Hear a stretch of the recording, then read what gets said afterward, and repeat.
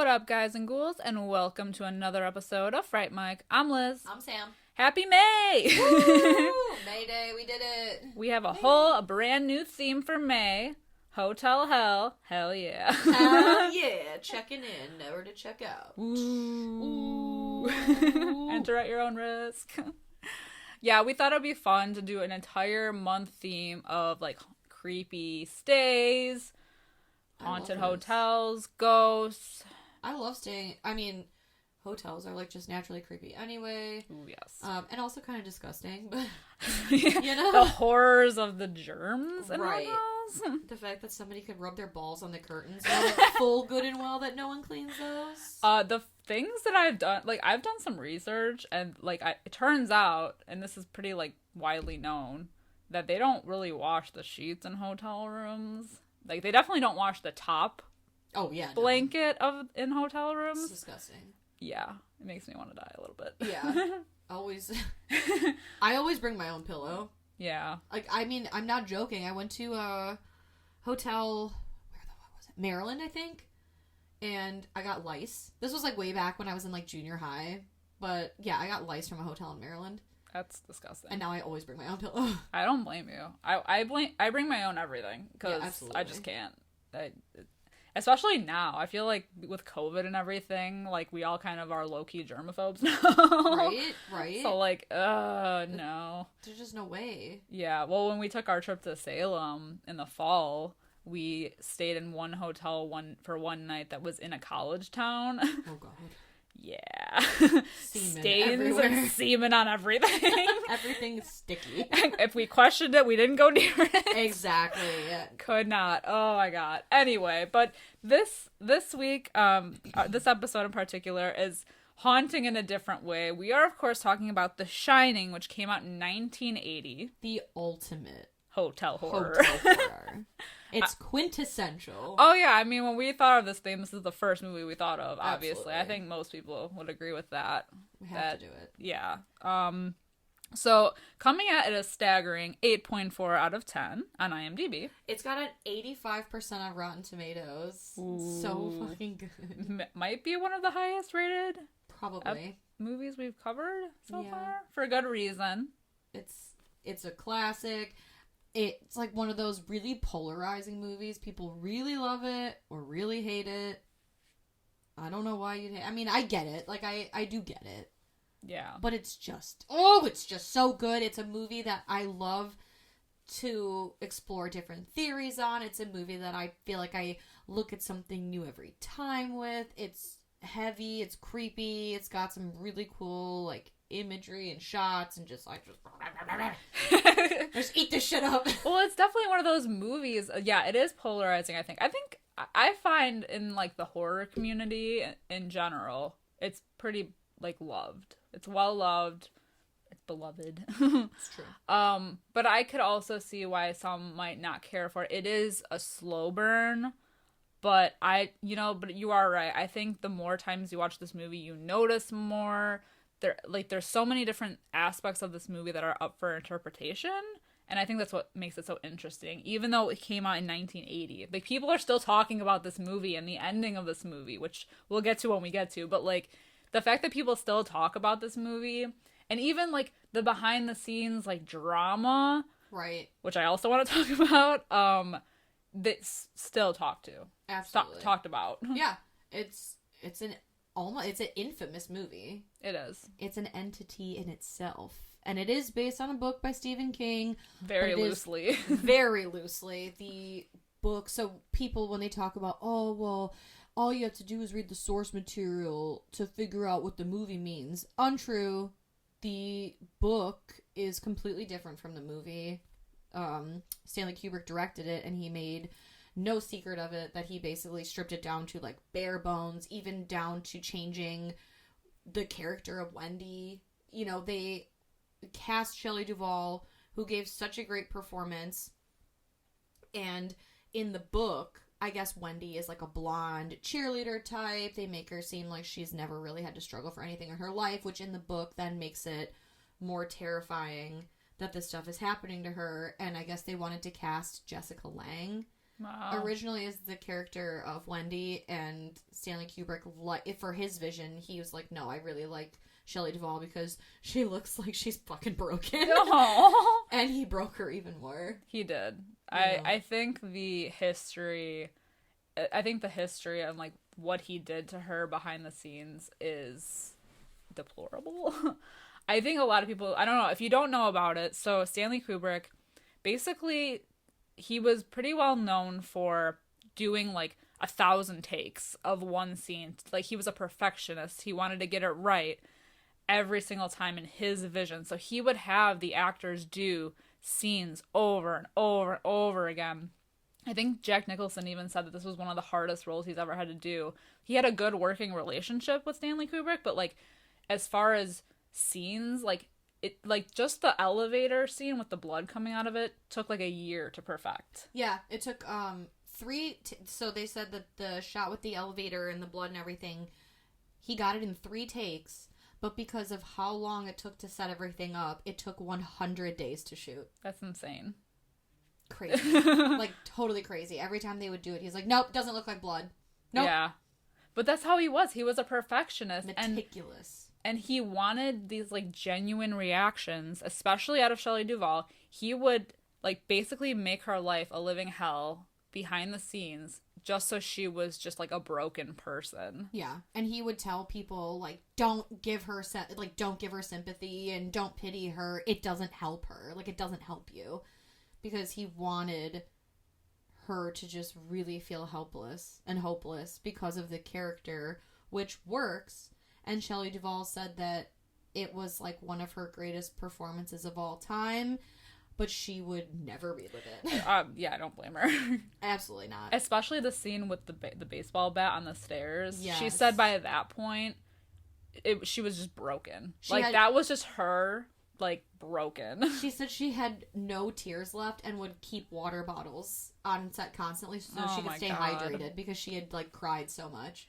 I know, Possessed by Horror, Sarah Hawkinson, she's a YouTuber. She did I think she does, like, a series of these, like controversial movie sets. And I know one of the episodes she talked about The Shining and how terrible it was for Shelley Duvall and how she had, like, so many issues afterwards just because of how she was treated on set. Yeah. I don't blame her. And it's a great performance. Yeah. But I don't agree with how they got there. It's Yeah. kind of like Alfred Hitchcock with The Birds. Yeah. And Tippi Hedren. Mm-hmm. Like, I don't know, man. It's controversial to be doing it. Well, you definitely couldn't do it now. It's one thing to fuck with your cast in order to get a genuine, like, I get with the alien chest burster or in The Strangers. Exactly. I understand that, but to just on purpose mistreat and isolate somebody so horribly, like, absolutely not. I don't know how I give her a lot of credit for not dropping out. Yeah, I think a lot of people would now. I mean, that kind of behavior would never ever fly now. Yeah. So, but it did spark such an amazing performance from her. I mean, they both killed it. I'm convinced, like, just, like, once we get into the movie, that Jack Nicholson's character was already crazy before they got there. Yeah. Before they even arrived to the hotel. Like, he is definitely crazy. Well, and that's the thing, too. The opening shot of the movie is, the infamous, like, Berlioz Symphony Fantastique, the was it fucking French horns? Like, bah, bah, bah, yeah. That. And, which is in so many movies now. Right. It was in Sleeping with the Enemy, which we covered on the podcast before. But just the shot of their car, what is it, like a Volkswagen, driving through the mountains to get to the Overlook Hotel. The camera almost reminds me of the spirit from The Evil Dead. Okay. And how it's like, yeah, very similarly kind of like weaving through the nature. And because of how this movie goes and how it ends, it's the interpretation of the ending is almost like it kind of like fits with the opening of the beginning, or it can, like, is like the spirit in, like, the mountains, like, is it in the nature, and like is he an evil entity that lives in the like, you know, I don't know. It's just, yeah. I get Evil Dead spirit vibes. So like, did he get possessed on the way up there? I think he's a writer, and writers are just like generally crazy anyway. Seems like they used to be. Well, so I know I've heard several interpretations of the ending to this movie. Not to like, I mean, we are jumping ahead a lot, but like just the fact that it is an interpretation in itself of figuring out when at what point he did get basically like possessed. Like, was he reincarnated as this Grady person, or did something spark it in him? Like, some people say like, oh, the second he entered the hotel, he became like, you know, right, I guess possessed, is that the right word? I guess possessed, sure, with the spirit of this, or he just was driven crazy. And, you know, is Grady a ghost that's just, you know, getting in his mind and telling him what to do? But then like there's the scene in the bathroom at the end with, you know, the butler. So right. Well, see, I don't know. Let's talk about Grady for a second, because I don't know who has noticed this and who hasn't. I wrote it down specifically because I always forget the two names. So when Jack goes to the Overlook Hotel in the beginning of the movie, when he's interviewing, you know, and the guy is telling him what the position is and how it's 6 months or something that they're closed. Like, they reopen in May. Yeah, October to May, I believe. Yeah, so it's like almost 6 months, and he just wants to let him know about the dark history of the hotel. And there was a caretaker named Charles Grady. Okay, Charles Grady was the one who went crazy and hacked up his daughters. And I think he even says I can't remember now. I think he says his daughters are 8 and 10, but then he sees the Grady twins, and they're twins. They have to be the same age. Okay. Unless they're just dressed the same way and look exactly the same. So like, I can't remember if he says the ages specifically or not, but I thought there was something weird with that. But then he says that he hacked his daughters up and his wife, and then he turned the gun on himself, and so they're all dead there, and he used to be the caretaker. So later on in the movie, when he goes to the party in the gold room, and he runs into a guy named Grady, he says his name is Delbert Grady. Right. Not Charles Grady. Right. So, who is Delbert Grady? Why did the name change? Especially because Stanley Kubrick was so, like, meticulous. It makes you wonder if this shit's on purpose. And I know this movie is infamous for, like, the dressings of the scene, like, changing. Like, the direction of the carpet when Danny's playing and the ball rolls in. When the ball rolls in, the arrow, like, the little line is pointing towards the camera away from Danny, but then when the shot's behind Danny and he's looking up, the line is behind him, not in front of him, so he's facing the opposite way on the carpet, and certain lamps changing and disappearing, and the tables moving, and, like, so many of those things. I understand that. And I know he was meticulous, but he also had an editor, and with shit like that, like, he had every set pretty much set up the whole time, because he wanted to try to film this in chronological order. I think they had a fire at one point, so that could explain some of the furniture going missing. There's just, like, a lot of that stuff. But the Delbert Charles Grady thing always kind of got me. Yeah. Especially because of the whole conversation with him saying, like, Grady, weren't you the caretaker here? And he says, no. And he's like, no, you were the caretaker here. Because he says, you know, do you have a wife? And he goes, like, you look familiar. Right, like, you have a wife and 2 daughters. And he's like, yeah, no, Mr. Grady, you were the caretaker here, and you killed them. And he's like, oh, I don't recall that. I mean, you know, the whole thing, like, you're the caretaker. You've always been the caretaker. And then him saying, like, I know that because I've always been here. It's like, yeah. The only thing I could think of is, like, the spirit.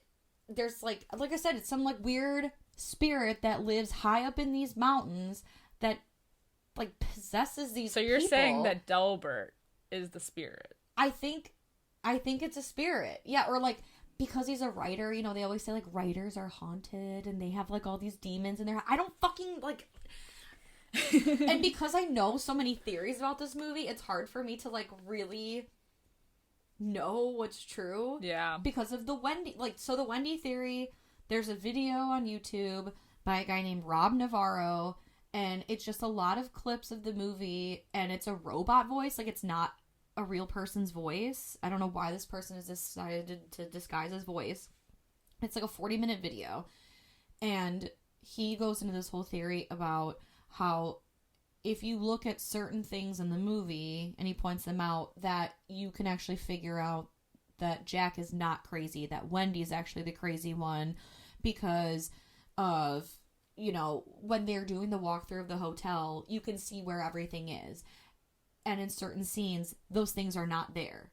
And that's when she's having an hallucination. And that's why when the guy tells Jack, oh, Charles Grady was the caretaker here, and he killed his family, Jack tells Wendy, oh, there was a guy named Grady, no first name, and so it's a hallucination that she's seeing of Jack talking to this guy, and she had to make up a first name, and that's why Delbert Grady, because Wendy had to figure out that. And it's like, okay, sure, but also it could be a mistake, but also it could be like a ghost, but also Delbert Grady could be totally different, like a different Grady than... Or they could be brothers. That's what I'm saying. Like, there are like so many. Right, like there's so many theories. And then there's another video, a guy named Rob Eggers, I believe, and he does a video on the Wendy theory debunked.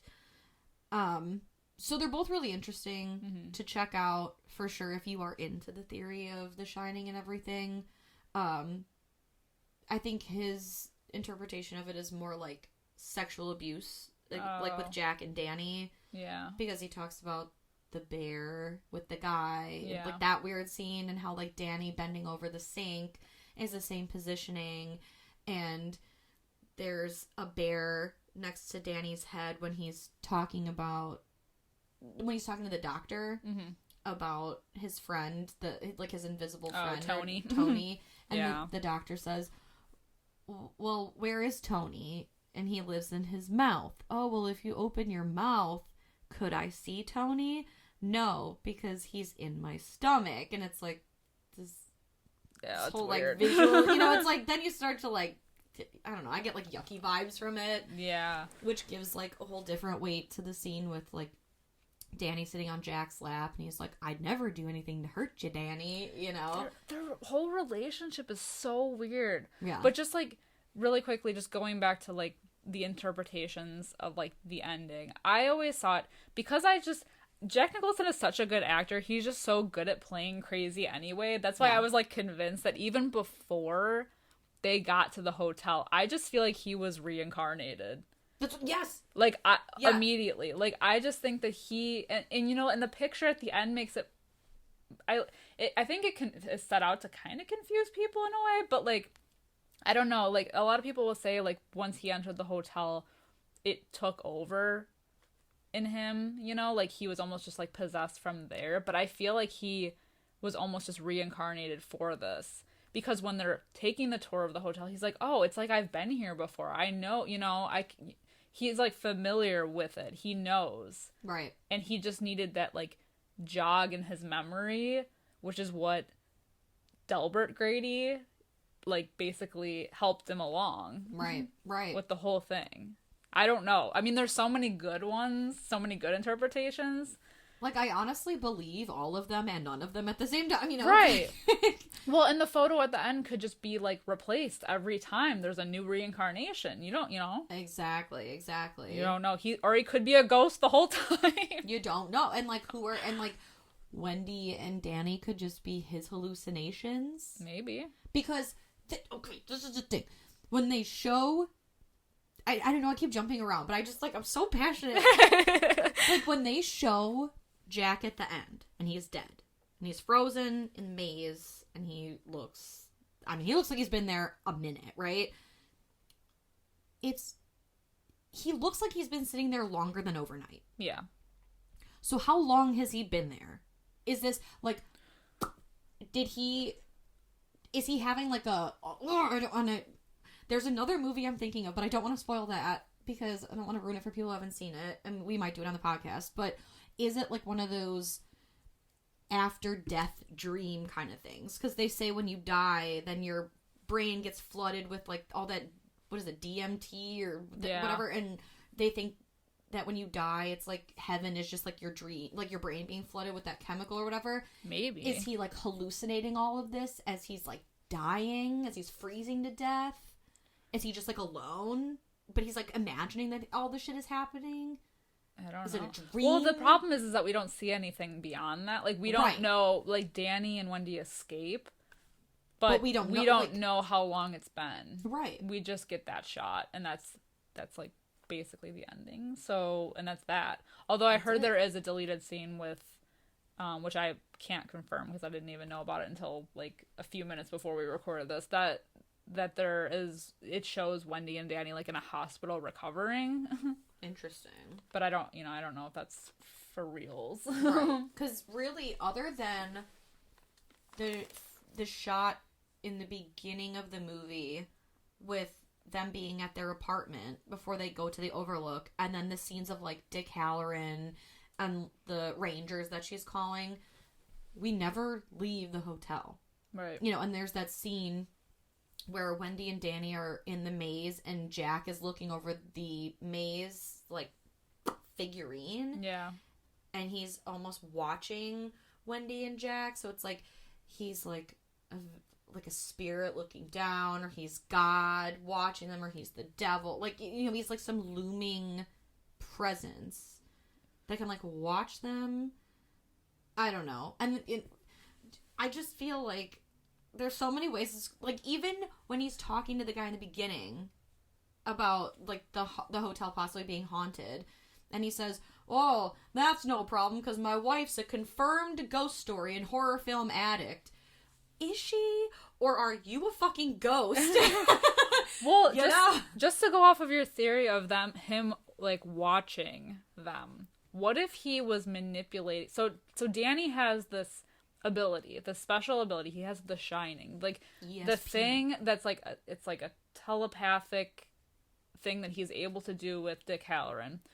But so he sees things. He, you know, Dick Halloran and him have that conversation in the beginning where he says, like, oh, because you have this ability, you might be able to pick up on, like, bad things that have happened here. But what if...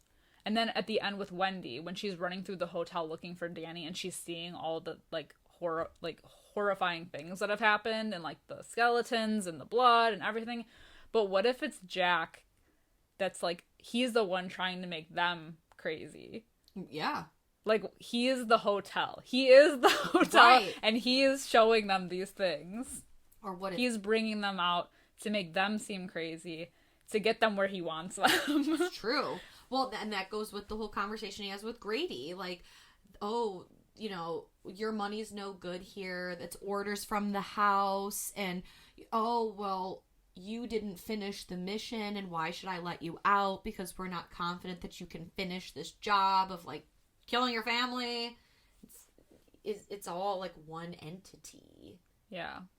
You know, like, yeah, right? I'm convinced that the hotel is alive. Yeah. Well, look and they recruited Jack to be the reincarnated Grady, to bring the family there to fulfill this entire thing. It's like Ghost Ship. It is.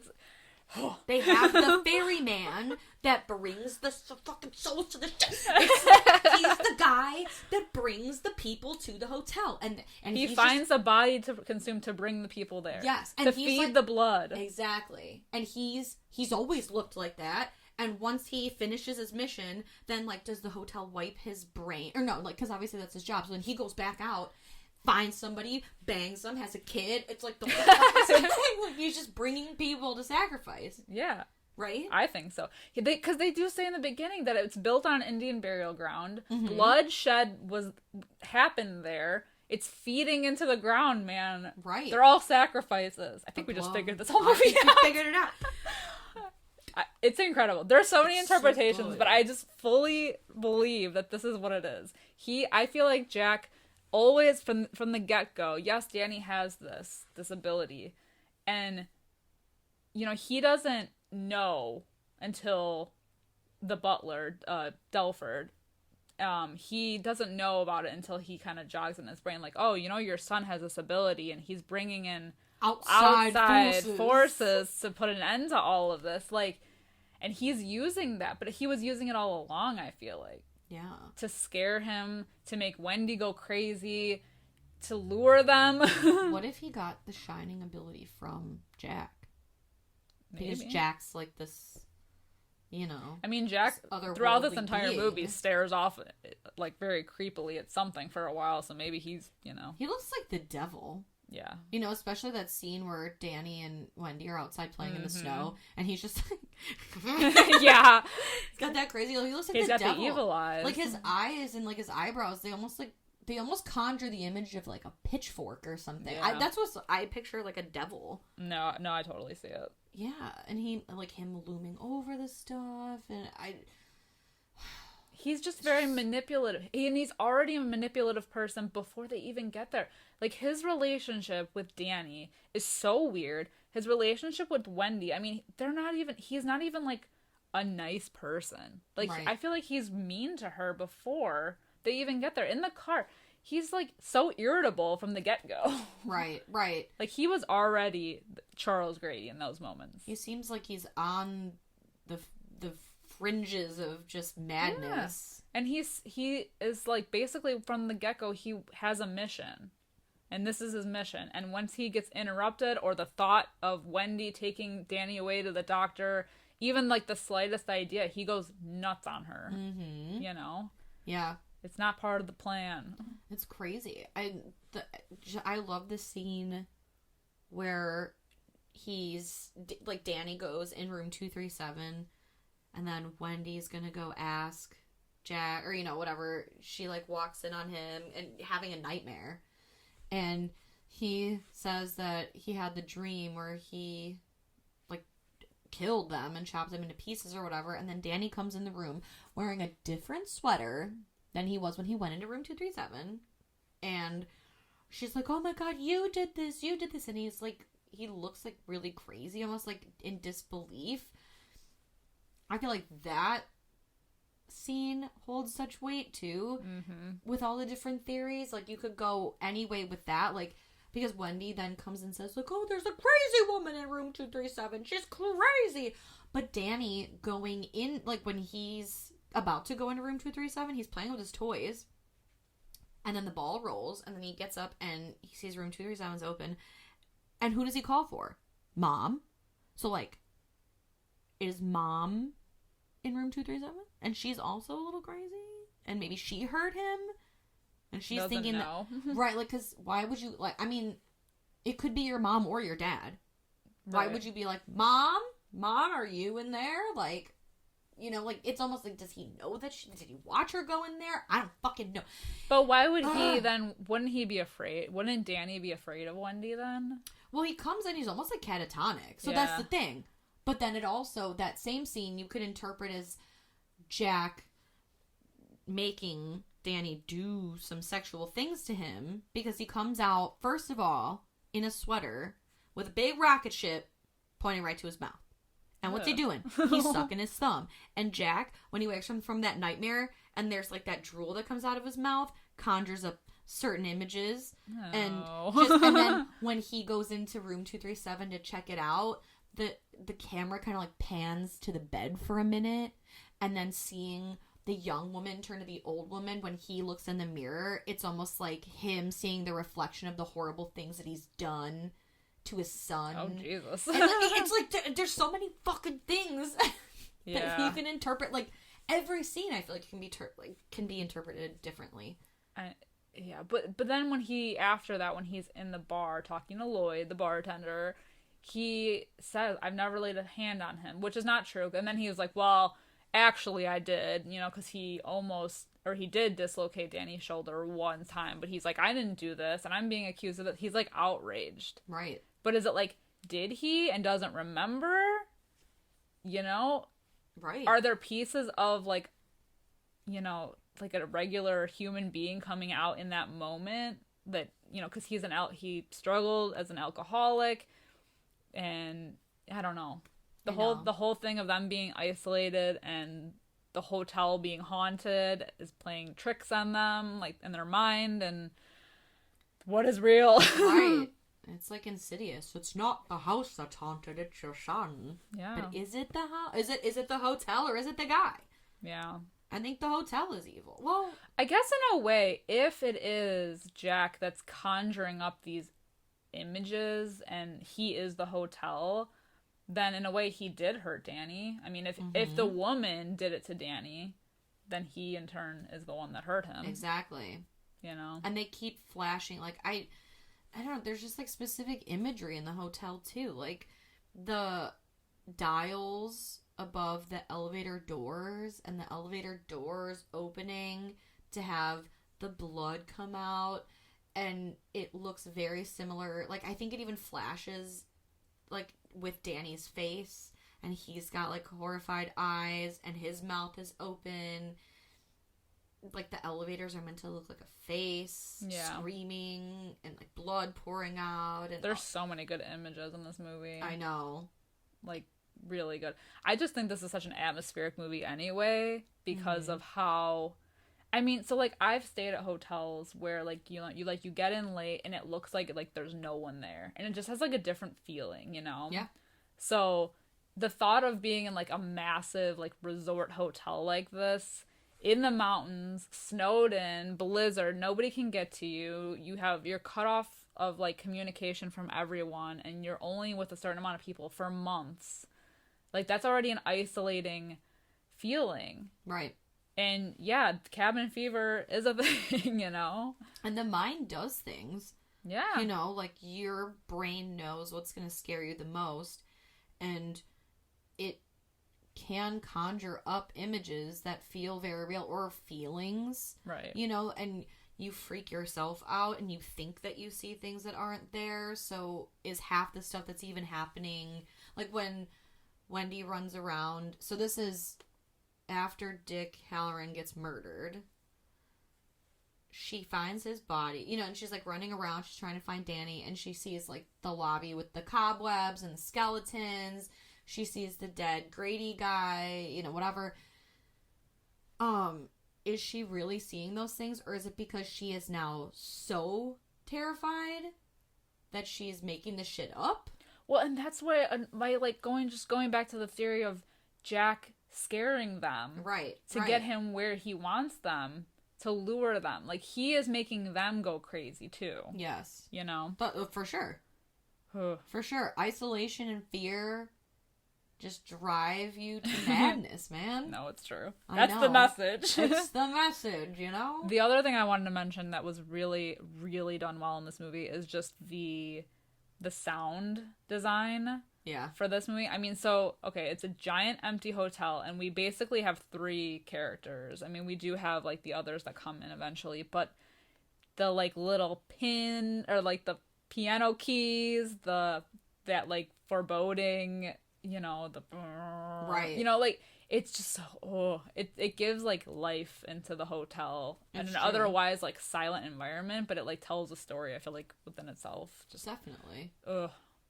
so good. It's so fucking good. Oh my god. Are there any other theories that I really want to like touch on? This is just a theory episode. I know. Well, you know what? If you're listening to this episode and you haven't seen The Shine, like you know what it is. Yeah, it's a very basic story at its core. You know, but and it's like, so much more than that. It is. You think it's a simple ghost story, but it fucking isn't. Yeah. I don't know. Like, I feel like I could talk forever about this movie and just go round and round about all these things. And again, like, go check out both of those videos about the Wendy theory and then the Wendy theory debunked, because we'll do it at your own risk too, because I will tell you, it definitely does change the way that you watch the movie. Mm-hmm. But I like that because I like things that are kind of open to interpretation. I like seeing, like, oh, that does make sense. Well, that would make sense there. And, oh, well, maybe, you know, if you watch it from the point of view that Wendy is crazy the whole time.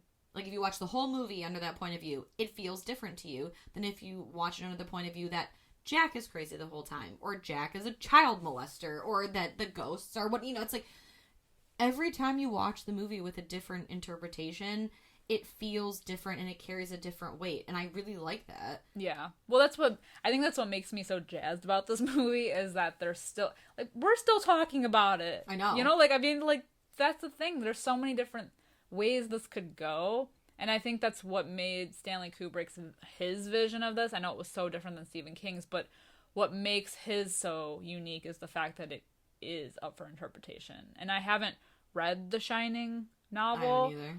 But I'm assuming there's like definite answers. I could be wrong. And I think it goes more into detail about certain things that are definitely cut out of the movie, period.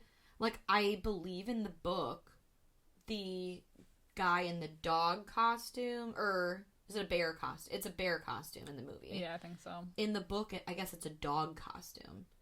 And there's like a whole thing supposedly that goes with that, and that's just what I've heard.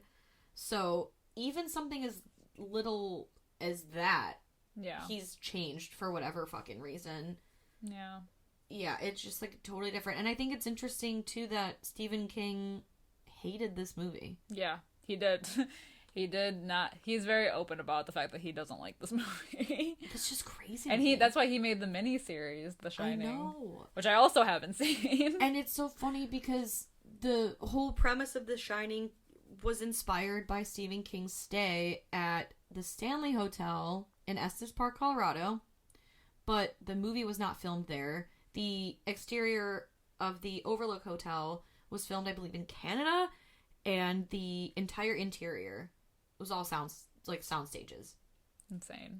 So the miniseries, I believe, was shot at the Stanley Hotel. Oh, okay. Because when I went there, they had they had, of course, like all the gift shop, the pattern of the carpet. You could get it on socks, you could get it on ties, you could get it on a fucking shirt. You could get a rug, right? And then in the book, the evil room. So in the movie, the evil room is room 237. In the book, I believe it is 217. And at the gift shop in the Stanley Hotel, you can purchase a little placard that says room 217. Oh, okay. Which we did purchase, and it is on our basement closet door. Ooh. That was the one thing we bought that was like Shining related. But there is no maze at the Stanley Hotel. There's no... The maze is cool. The maze is fucking dope. And I guess the maze is also something that is not in the book that was made up for the movie. Okay. Because I guess there's like hedge animals that come to life in the movie. Or no, I'm sorry, in the book. Oh. But I guess technologically they did not have the proper funding. I don't know. They didn't have a way to do that, so they just opted for a maze instead. Yeah. In the movie, which, hey, whatever works. Yeah. All of the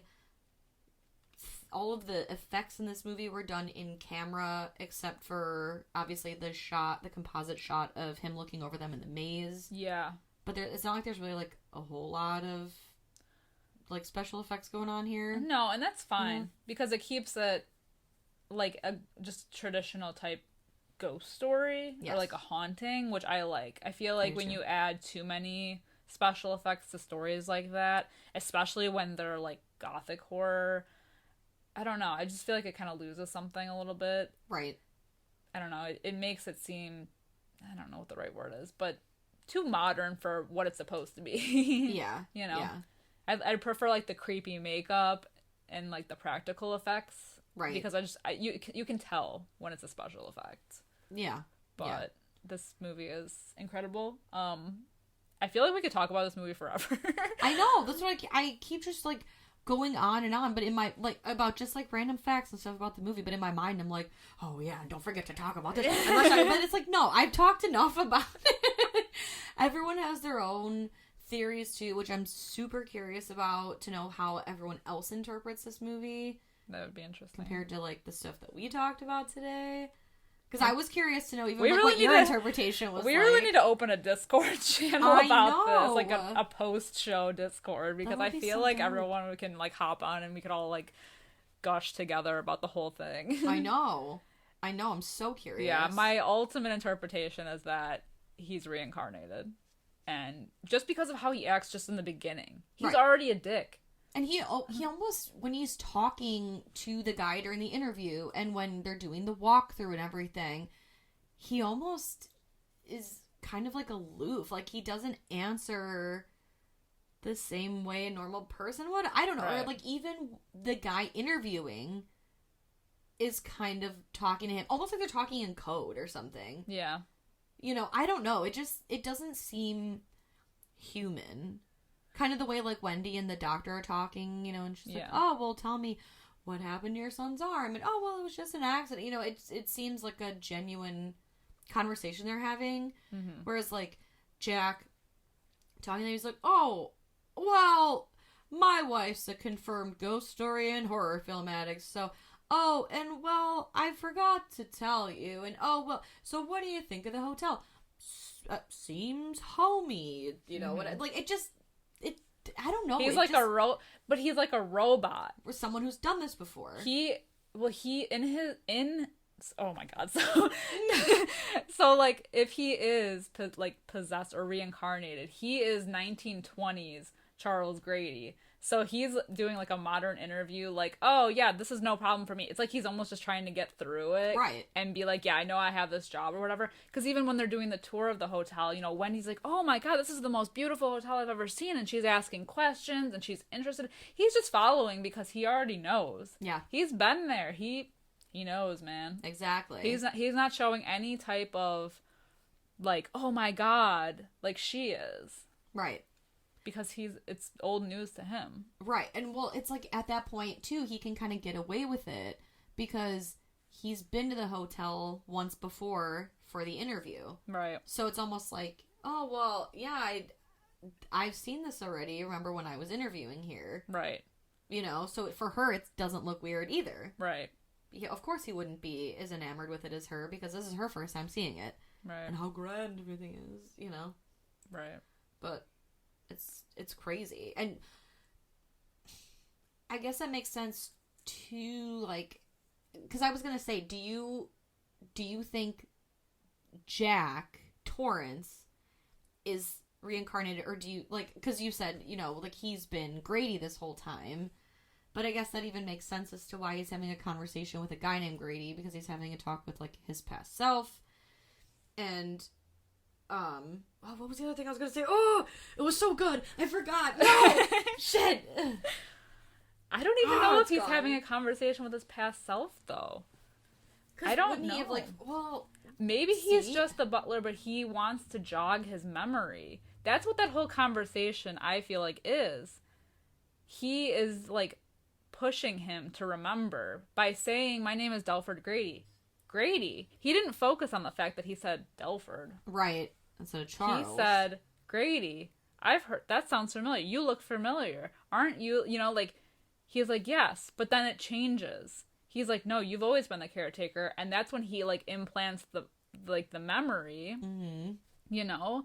It's like, maybe little pieces of Jack Torrance, the guy, came through a little bit, and he had to be, like, reminded of who he actually is, because from then on, he's completely different. He's unhinged. True.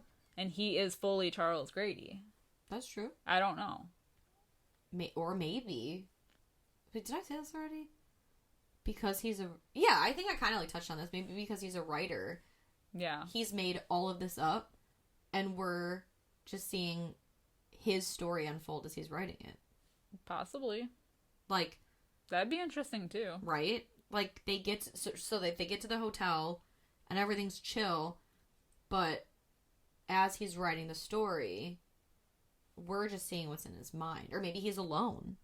Maybe he's... No, that doesn't fucking make sense. It's just, there's so many things. There's so many, like, ways you can look at this. Speaking of which, I think one of the greatest moments in this movie, speaking of, like, him writing, is when Wendy finds the story. Yes.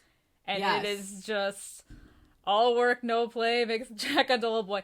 But the shot of her, like, realizing the actual, like, the madness that's come out of this whole thing, and then the shot of the camera panning over to her from behind. How do you like it? Chilling. Yes. Like, just him, like, shadowing over her. I mean, that entire scene is incredible anyway, with just you know, the long backing tracking away shots. Oh and, my yeah. god! But just the look on her face, the acting, like, ugh. I know. The acting is incredible. The camera shots, like these long tracking shots, these slow moving, like almost like the camera is a person kind of walking through and exploring the hotel, not quite sure of the layout. The fucking, like, when he's axing through the door, the way that Jesus Christ, the way that the fucking, like, camera moves with the axe, so, like, you can you not only see the axe through the door, but you can, like, feel it with the camera, and, like, but even, and then just going back to the sound design, even, like, Danny on, like, the big wheel, him, like, it almost has, like, a Jaws thing, because he goes from the floor, the hardwood floor, to the carpet, back to the hardwood floor, to the carpet, and he's, like, going around the hotel room, behind corners, and it's like a dun It's true. Like, it builds the suspense without even needing music in those scenes, because you're just, and then the fact that he's creeping behind all these corners and you don't know what he's gonna see, and then he eventually does see something, and it's, like, jarring, because you're like, oh my god. Right. You know? And when we see the Grady twins, those, like, flashes of their bodies, like, in the hallway chopped up, and there's really, like, other than that high pitch, like, that's, like, in the background, there's no, like, music sting. The music doesn't swell when he sees them, like, kind of in, like, the cafeteria, dining hall area, whatever, and they just appear. There's never any, like, jump scare music or anything. When the doors to the elevator open and the blood comes out, there's no music to, like, accompany it. It's just, like, very haunting imagery. Right. And when he gets the visions, it's that high piercing noise. Exactly. Or when he's trying to communicate with Dick Halloran.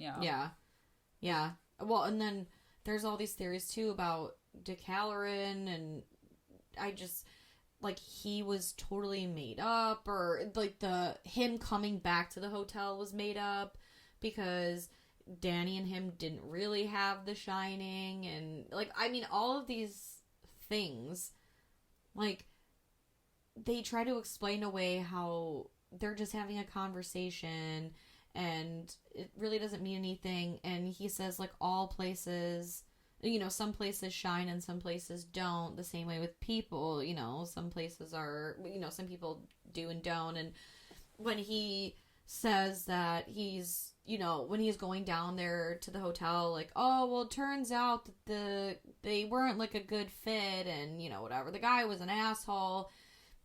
They're saying, like, oh, well, that could be interpreted as, you know, they left, that Wendy and Danny ran away because Jack was an asshole, and blah, blah, blah, and so he's just not fit mentally because he went crazy, and, you know, he never really, I don't know, there's so many things. I know, and I love them all. I believe all of them, and one of them at the same time. I eat all of this shit. I do. Like, anytime I hear a new theory, I'm like, no, that's definitely gotta be it. You know, like, I don't care. It's all true. It is. It's good. Is there anything else? Like, I feel bad we didn't really talk about Dick Halloran's character a lot. We didn't mention Red Rum or anything. I mean, yeah. There's so much of this movie. There is so much. I mean, I feel like this could be like a two-part episode, but yeah, you know, I don't know. I think maybe he was just served as a comfort to Danny. I mean, he reached out to him. I don't necessarily believe that he wasn't ever there. Like, he never... I always think he existed. He's a person that interacts with... He's there before the hotel closes. Right. You know what I mean? So, obviously, he's a real person. Yeah. I think he's there, and I think he serves as, like, a comfort to Danny, and, like, he does have this ability as well as Danny, and I think that because he has the ability, that Jack uses that on Danny. You know? It's all, like, I still think it's, like, a pawn thing, man. He's preying on, like, the two of them. I agree. And he's, like, verbally abusing Wendy the entire movie, but it isn't until, like, the end, really, that he's, like, unloading it all on her, where she's now seeing everything. like all of the scares Right. that Danny was seeing all along. Yeah. And whether it's him physically harming Danny and verbally or even physically abusing Wendy, it all culminates to this fucking right. It's crazy. His head. And oh my god. Yeah. Any way you spin it doesn't really end well for a couple people. No. I know. Well, ratings. I'm exhausted. I know. I think yeah. I get so worked up. I'm gonna give it a 5 out of 5. Same. I think that was pretty evident. I know. Yeah, no, this movie is incredible. I mean, there's so many interpretations of this movie. It blows my mind still. It blows your mind still. Like, yeah. And I loved hearing your theories about it. Like, because sometimes when you think about him being possessed or, like, reincarnated or whatever, I really just kind of took it as, like, at face value. Like, oh, yeah, no, he was a ghost or whatever. It's, like, it's Jack Torrance as the ghost. But then you, like, throw in the added, like, Grady things and always controlling people. Like, it's so cool to hear how you interpret it. Yeah. Well, like, there's so many ways. That's the thing. I have my ideas, but then, like, they change when I'll see the movie again. I'm like, well, that can't be. I thought this previously, but, looking at it again, like, it's going to be this way. So I feel like it might change every time. Exactly. With every viewing. And I've seen the movie a bunch of times already, so. And maybe it's one of those, like, a little bit of column A, a little bit of column B, a little bit of column C. Insanity. We got the bonus category, right? It's like, maybe it's just a little bit of everything. I know. Well, let us know what you think about The Shining, what your interpretations are. Did you agree with any of the ones that we presented or we thought of? Let us know on our social media. We're on Facebook, Instagram at Fright Mic Podcast, and Twitter is Fright Mic Pod. You can follow us on all of those accounts. Let us know. Give us a comment. Let us know what you think. Right. What are your interpretations and thoughts? I have not seen the miniseries. How does it stack up? I know. I feel like I'm missing out. I don't know. I know. I do want to read the book too, just out of curiosity. Right. I feel like I say that about every movie that we cover that's like based off of a book. See, I normally, if I find out that a book or a movie is based on a book, I will, for the most part, like, be interested and, like, seek it out eventually. I'm sorry, and I said it before in our Maximum Overdrive episode, I do not care for Stephen King. I've read enough of his shit and seen enough of his movies to know it's pretty much the same shit. There are very few exceptions. This movie is not an exception. I will not take it as an exception, because although it was based on his book, it's really not his book. Yeah, that's true. This is Stanley Kubrick's The very Shining. loosely based. Right. So I really like Stanley Kubrick's The Shining. But what do you think? Let us know. You can also follow us over on YouTube. We're over there as well. And, of course, if you don't mind, you have a couple minutes after listening. If you want to give us a 5-star review wherever you are listening, we would truly appreciate that. And additionally, if you want to also help support our show, we are over on patreon.com/FrightMicPodcast. For just a few bucks a month, we have bonus content over there, extra episodes. Maybe some stuff. Chat rooms coming up. Ooh, we love a chat room. Throwing it back to like 90s and 2000s. I'm thinking Discord, man. Right? I don't know, man. I'm like truly curious. It's movies like this where I just feel like we would have like hours long conversations with everyone. So y'all on MySpace still? Right. Follow us over there. Oh, right. Chat rooms. Yes, I love that. Right? I love that. We're bringing it back. Bringing it back. What's your AOL? Or what's your AIM? What's your username? Oh, God. Mine was Bright Eyes 92690. I don't even remember, and I don't even know if I did remember if I'd say, because probably not. Also, I had a Zanga. Oh, God. Are we all on Zanga still? Jesus. Oh, my God. Anyway. Until next time, I'm Liz. I'm Sam. Rest in peace.